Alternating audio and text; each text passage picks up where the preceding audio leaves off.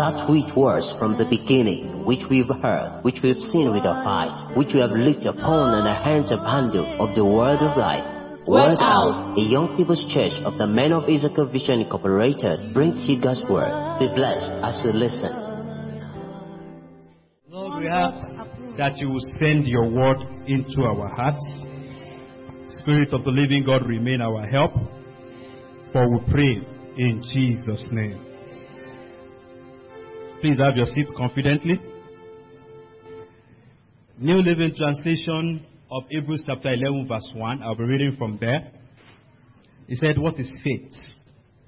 It is the confident assurance that what we hope for is going to happen. The confident assurance that what we hope for is going to happen. It is the evidence of things we cannot see. This morning I'll be talking about the faith walk. We've talked earlier about verse 38, looking at the life of faith. We've talked about 39, standing in faith and not drawing back. Now we're in verse 1, looking at the faith walk. The faith walk. He said, their confident assurance that something is going to happen. When a man is going to take a walk, he must have a direction. He must have a direction, a destination to be more precise. You must have a destination you are going to. So faith walk requires that you have a destination. And where is our destination? Our destination is whatever God has told you. Even though you cannot see the place, but He has told you ahead that I'm taking you to a place. Just follow. So God is showing you something or talking about something He has seen which you have not seen. He said you are yet to see it. He's talking to you about some things He has seen but you have not seen. So God is relating to you from the land of the unseen. God is communicating with you from the land of the unseen. You are in the land of the seen. And when He's communicating with you from the land of the seen, He's going to tell you what He's seeing where He is. You are the one trying to limit God to what you are seeing. He is talking to you about what He's seeing where He is. But you must just accept that this man cannot be lying at least.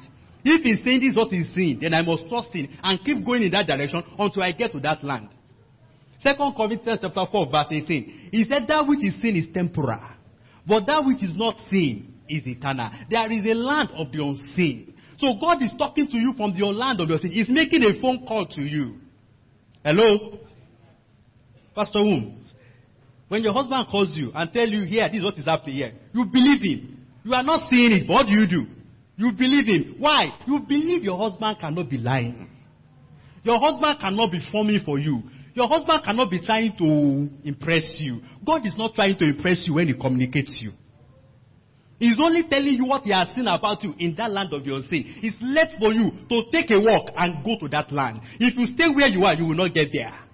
You need to take a walk and go to the where He is and meet Him there. The land of the unseen. Abraham was in the land of his fathers. And the Bible said, and God told him, leave this place to a place I will show you. He didn't know where he was going, but he kept moving and started going. He didn't wait to get an address before he moved. He didn't wait for an address. He believed God, who said it's time to go, will get him to a place. And when he got there, he knew he had got there. Listen, God communication to you is from the land of the unseen. It's better you believe Him. You can't see what is happening there, but they are telling you what's happening at the other side. As far as they are concerned, they know at that side, you are a PhD holder. You are the one still struggling with your first degree. But what they have seen there, you are a PhD holder. So when you are telling God, God, help me to pass my first degree, He's looking at you, but you are a doctor. God will always relate to you based on who you are at the other side. But you must cross there. So in taking a walk of faith, there is a destination determined by God. A destination communicated to you by God. God will only communicate what He has seen to you by His words. He will communicate to you by His words. So He can't remove your eyes to come and show you. What's He going to do? He's going to tell you, from what I'm seeing about you from here, married, how many kids? So you are the one still bothered. Why the brother has refused to talk about marriage after proposing for 3 years? But as far as God is seeing you, you are what? You are married. It's left for you to take steps. In walking, you take steps. You can't walk without taking steps. Faith walk talks about you taking steps in the direction of your destination with a confident assurance that it will happen. So we are not waiting for it to happen. We are doing things because we know it will happen. We are not going to wait till it happened. The Bible talked about Noah. God came to him and said, I'm going to destroy this world with water from the sky. As at that time, water had never fallen from the sky. But he believed God. And God said that water will cover everywhere and everybody will be destroyed. So to save yourself, build a boat. He started building the boat. He didn't see the rain, but he was building a boat. He didn't see water, but he was building the boat. And he built it for 100 years. And said moved in, and he moved in. That is what you call faith. He took steps. Listen, he can't say he was expecting the rain to come and he was not building a boat. The step he took for the rain was to build a boat. God told Sarah, and said, by this time next year, according to the time of life, you will have your baby. The Bible said, and Sarah laughed. Me, Uduma. But do you know they took steps? The Bible said they went into the tent, the two of them. If they didn't know it, they didn't have assurance that it will happen, they would have stopped entering the tent. Mind you, they kept on going to that tent because they believed. How would they have a child without the two of them entering the tent? The proof of your belief is seen in the step you take. The proof of your faith is the step you take. If you take no steps and you are saying, I have faith, you don't have faith. Faith is action, not words. The word is to strengthen your belief. Because as you keep meditating, you get stronger. Your belief gets stronger in it. But what actually delivers to you is your action. You do nothing, you have nothing. So it tells you, I see you relocating to Australia and you don't have passport. You are not ready to go anywhere. Your first step is to go and get an international passport. But you say, I'm going to Australia. Where is your passport? I don't have passport. Are you going anywhere? Answer me, are you going anywhere? You go. You believe God that job is your job. Apply. You did not apply for the job and they say it's your job. So you have faith that God said, this is my job. What do? You apply. Get a good CV. Package it well. People say you are putting Ephesus, too much Ephesus in your resume. You are doing it because you know it's already yours. So let me design it very well. This will be the last one I will write for a while. Let me design it very well. It is my job. You are believing God for promotion. Then work hard. Is to work hard. Behave like the person who deserves the next level. A lazy man does not deserve promotion. Behave like the person who get to a point you are behaving as if you are the one that owns this company. They don't know. You will soon own it. Because you will soon become a manager in that place. But they don't know. They are making jest of you. You believe that sisters is God giving to you, then propose. That is the step you take. You just don't believe that is the sister. That is the sister. She will never become your wife like that. You have to go to their front and open your mouth. Declare your manifesto.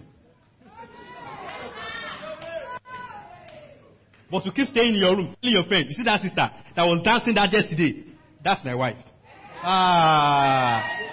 You will keep saying that till another brother carry her away.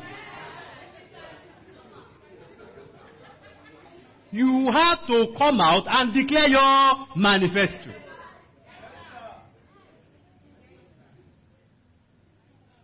I have confident assurance that I'm going to pass. That's why I'm going to read. That's why I'm going to do my assignment. That's why I'm going to do my seminar. Because I'm sure I'm going to what? I'm going to pass. It's when I'm not sure that I'll be considering to do it or not because I know it's a waste of time. But I'm doing it because I'm sure. So listen, you take steps in the direction. You are sure it is already done. So what is the step required to get it finally? I will do it. It is already what? It is already done. You believe you are getting married next year. And you are saying, but we won't tell our parents that our plan is to marry 2024. Because we are still looking for accommodation. You are wasting time. The route to get married is not accommodation. The route is to inform your parents that they give you their blessing. That is the steps you need. You see, by the time you are about entering your husband's house, the accommodation will show up. Oftentimes we put the horse before the cat. Or is it the cat before the horse now? We put the cat before the horse. Oftentimes. We don't know. See, you must understand what is the steps. Leave steps that are not necessary to the destination. Leave them aside. Face the step that will get you there. Or you keep lamenting. You believe you will be chartered and you have not registered for your exams. How will you become chartered? I say that exam is too expensive. That is where you should even pay because you know you are going to pay it once. You are going to pay it once. You must take steps. There is no walk without stepping. Stand up, Moyo. Please. Just stand up where you are. Stand up. I want you to walk without taking steps. Walk without taking steps. That was still a stepping step. Upping is a step. So I want you to walk without taking steps. Taking steps means you must take the next level. Do the next thing possible. The next thing possible is to lift one leg up. When you are confronted with a mountain before you, do what you can do now. I have admission, but I don't have school fees. Go to school first. Go to school first. But to stay in your home and you are waiting for it, you are not ready. Take step. Please sit. It is because we believe, the confidence that it's going to happen. So we are not going to wait for it to happen before we start doing. We are already doing it because we know it is going to happen. We know we are going to have a beautiful church. That's why we are doing training. That's why we are training workers. Are you with me? You take steps in the direction of what you expect to happen. If you don't take steps, then you are not sure it's going to happen. It's a proof of doubt inside of you when you don't take steps. It's a proof of doubt when you don't take steps. I say it again. It's a proof of doubt when you don't take steps. So you are believing God that your sister is going to get born again, but you never witnessed to her. You never mentioned Jesus in a hearing, and yet you are believing that she will get born again. You don't have faith yet. If you have faith, you will talk to her about it. And you will have that confidence. Even if this will not be the harvest, the sickle, this will be the seed or the water that will feed you. So you take steps. Somebody say, take steps. And ask the person beside you, which step are you taking? The faith of Abraham was not a faith to have a child. It was a faith to meet with his wife. Because the Bible said his body was as good as dead. In other words, he could not have erection. But he called the wife. The wife had passed menopause. She had gone beyond menopause. What's after menopause? And the wife put her body down. When she knows that her body could not respond, her body was already shaking. Have you read Ecclesiastes chapter 12 before? When you talk about when your body begins to shake, have you seen a rickety car before? The way the wheels used to move.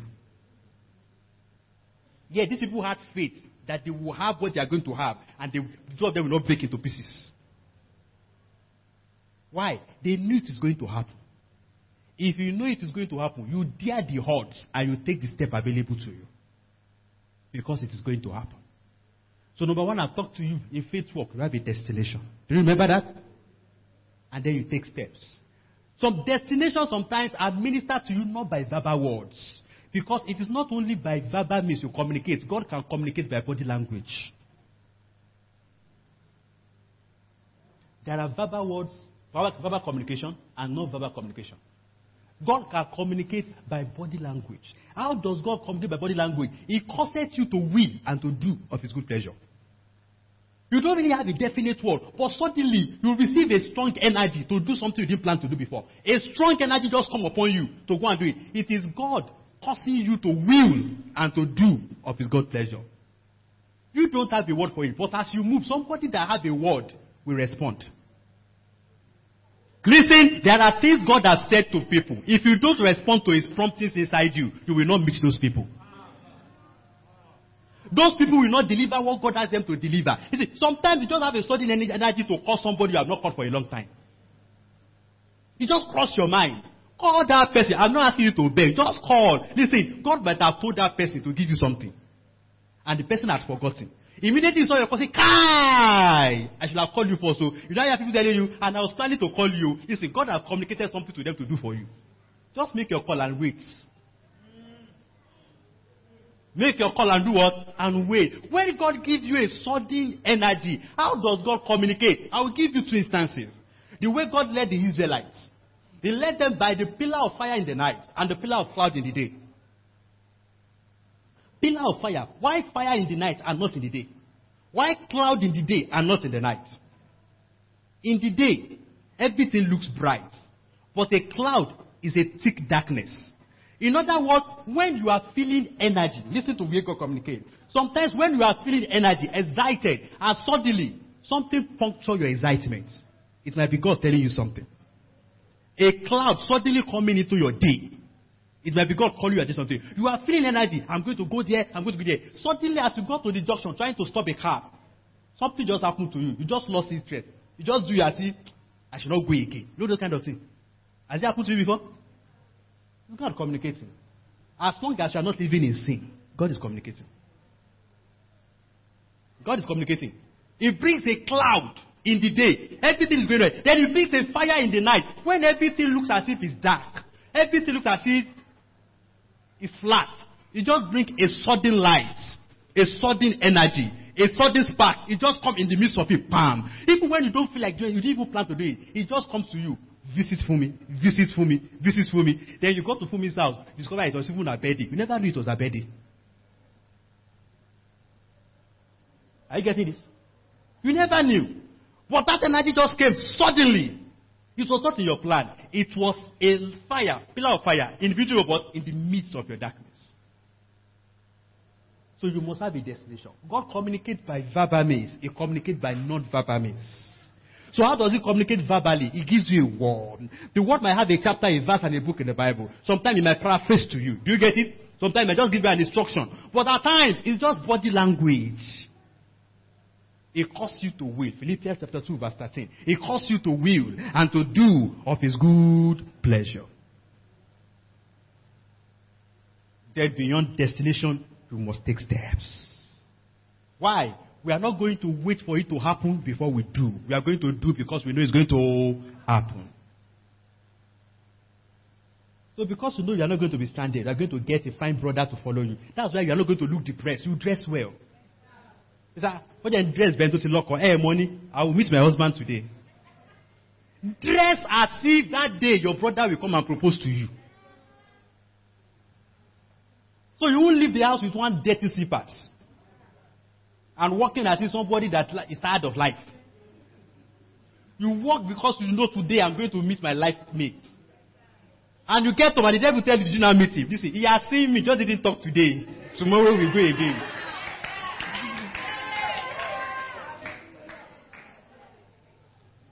Let your appearance signify that something is about to happen.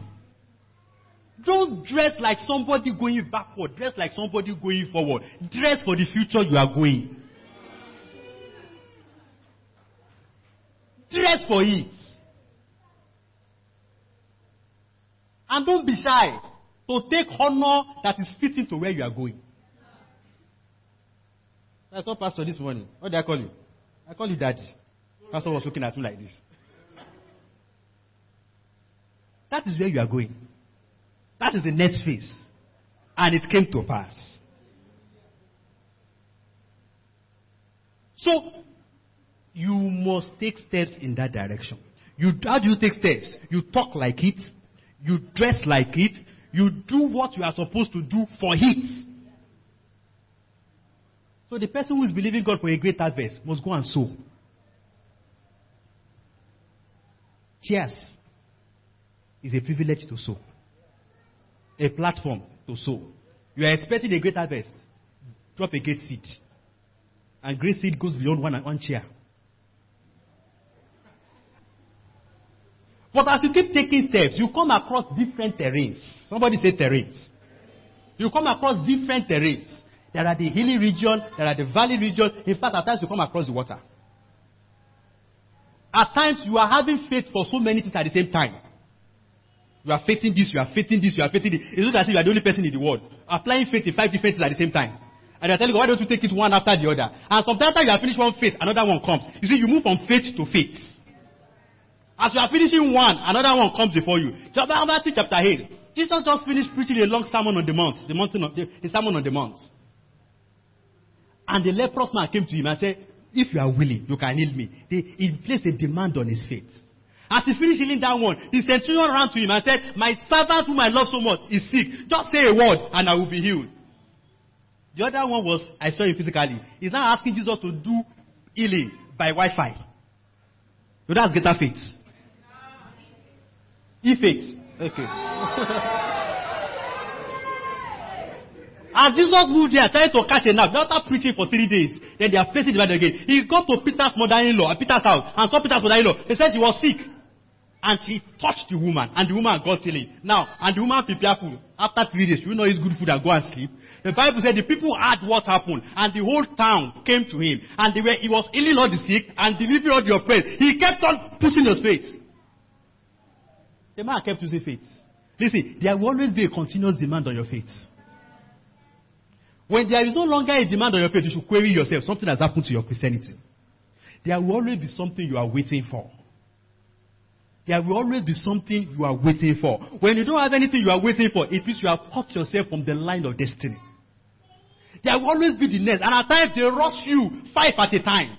You are trusting God for this, trusting God for this, trusting God for this. Then this one is done, is the main spot. As you are taking another 2 hearts to it. And you say, when are you going to? You see, you are not going to stop living that life because the just shall live by his faith. The oxygen we breathe as a just man is faith. When we stop using faith, we have stopped breathing as a just man. So there's going to be different terrains. But you must have confidence to know that the God of the hills is also the God of the valleys.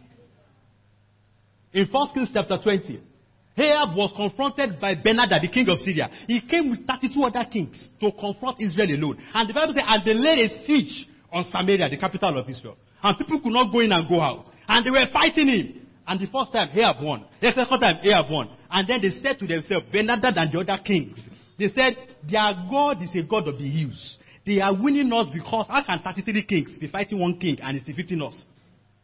They are winning us because we have been fighting on the hills. Let's take the battle to the valley.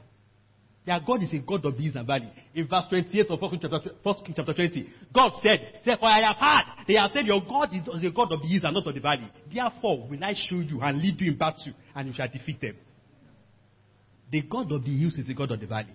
They go to the valley again. They rout the Syrian and the other armies like any other thing. Even better than before. They now realize that the God of the valley is even stronger than the God of the hills. Listen, the same faith you applied in your healing, and God responded to heal you. Apply the same faith for your finance. The God of your health is the God of your finance. The God of your finance is the God of your academics. The God of your academics is the God of your relationship. So don't change it and think it's a different God. It's still the same God. Terrains might change, but it's the same God. So whether the battle is on the hills, or the battle is in the valley, or the battle is in the water, it is still the same God. You must be like David who said, the Lord will deliver the bear into my hand. Who delivered the lion into my hand? Will deliver you, O ye uncircumcised Philistines. What was the common factor between Goliath and the animals? They were all uncircumcised. He didn't fail to see the common factor. The common factor is uncircumcised. They might have different shapes, different forms. One might be standing on 4 legs. One might be standing on 2 legs. But the same thing is what? One might just have teeth. The other one might have a big javelin and a big sword. In fact, the Bible said they were carrying all these things, weapons for him. The lion didn't have armor bearer. The bear didn't have armor bearer. But this one have armor bearer. What is it? It's still uncircumcised. So let it be different colors. You must tell yourself, the same God who helped me on the hills, the same God that recovered me from academic depression, He can recover me from sickness. The same God that brought an intervention in my school fees in final year when I felt like it was almost over. I will not graduate with my mate. That same God can bring my husband. It's the same God. He doesn't change. So stop changing God and look at the God of health, the God of Bible, the God of this, the God of church. It's the same God.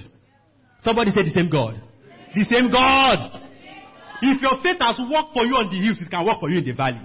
If it had worked in the valley, it can work on the hills. If it had worked in those things, it can work on the water. And when you come across the water terrain, there are different approaches God uses. God likes playing drama and playing puzzle and suspense with us. God is the best script writer. He has a lot of suspense. Exodus chapter 14, verse 15. When the Israelites were confronted with the Red Sea, and God said, why are you crying to me, Moses? He said, raise up your hand and stretch it to the sea, and it will be parted. And in verse 21, he said, and as he stretched his hand, the water was parted, and they passed through a dry ground. Before they get to the water parted. At times, faith works like that. At times, faith comes to a terrain. The water will not part until you enter. Joshua chapter 3, verse 8, God gave an instruction to, and he said, as the priest entered the water shall stop there, and it shall stop here, and then it shall pass on the dry ground. But they were looking at the water was still flowing. In fact, there was a commentary. He said it was harvest time. Harvest time, there is a flood. The water overfilled its banks during harvest time. So they were seeing it, but what they? He said, don't go back, we will cross. They thought it would happen like them, it will open like the Red Sea. It didn't open like Red Sea. But when the priest carrying the ark of God, because they had instruction, the ark signifies the instruction. When you follow God's instruction to the letter, the water will make way. Don't watch the water. Watch out for God's instruction. The priests didn't watch out. They were not watching out for the water. They were not looking at the flood. The Bible said they stepped in and the water reached their ankle. The Bible said the water stopped. It stopped flowing. It went against the law of gravity.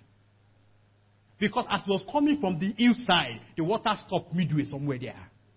And this water continued like this, and this place was dry. And they crossed. And as they removed their leg, the water fell. That's why sometimes when you use your faith, protocols are bent for you. But when others get there, the same protocol will stand for them. At times, beyond the party before you, beyond you putting, at times you even put your leg there, the water will not cease.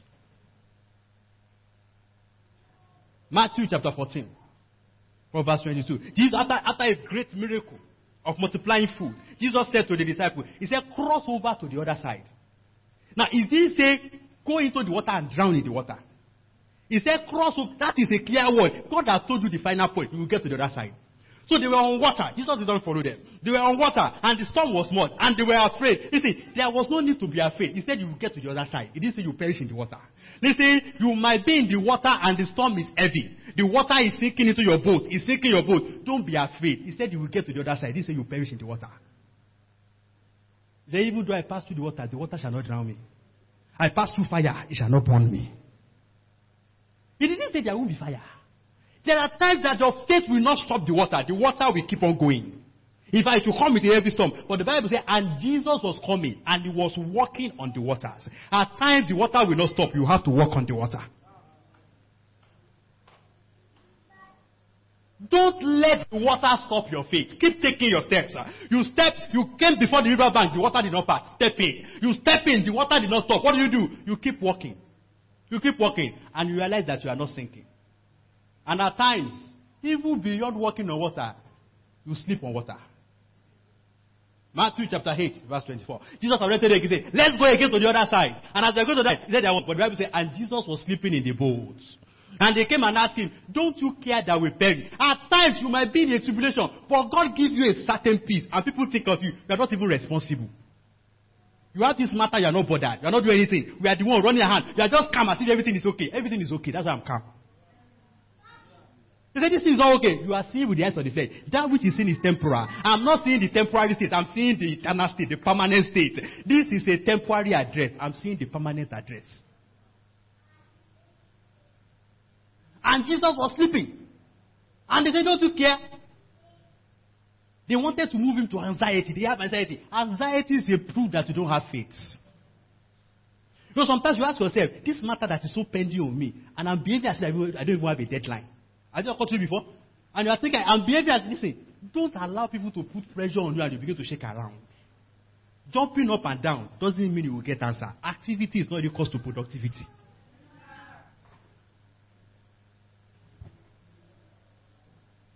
And at that point, Jesus woke up and said to them, what is your problem? Oh, you people of no faith. You don't have faith.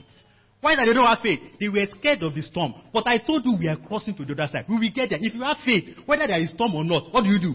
We are going to get to the other side. But for their sake, what did you do? He calmed the storm. If Jesus did not calm the storm, they will still have got to the other side.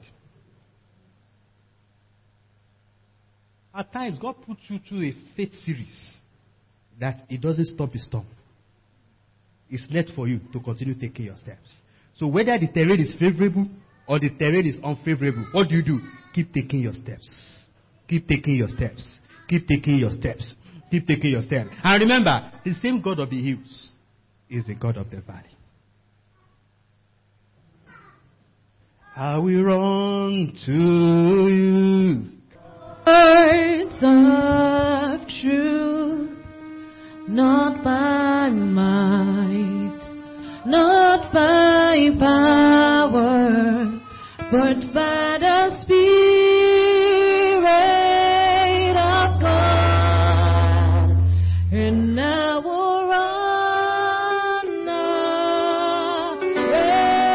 race till I see your face. Oh, let me live in the glory of your grace. If there is something you should not forget today, the proof of your faith is the steps you are taking. You cannot say we are walking by faith without taking steps.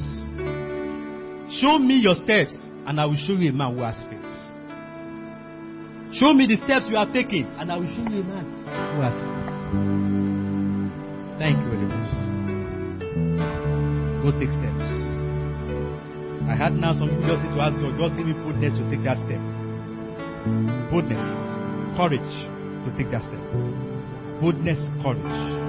Not to look at the waters, but to look at your instruction. Not to watch the waters, but to watch out for your instructions. If you say it, we go ahead. We know we cannot sink. You have said we are crossing to the other side. With this, we are going to die and drown inside the waters. The terrain might change, but the same God is God over all. Over all terrain. It's the same God. It's the same God. Not the same God. We hope you've been greatly blessed. That which we have seen and heard, declare we unto you, that you also may have fellowship with us. And truly our fellowship is with the Father and with His Son, Jesus Christ. Contact and follow us on all our social media handles At MIV Word House. Stay strong, vigorous, and victorious.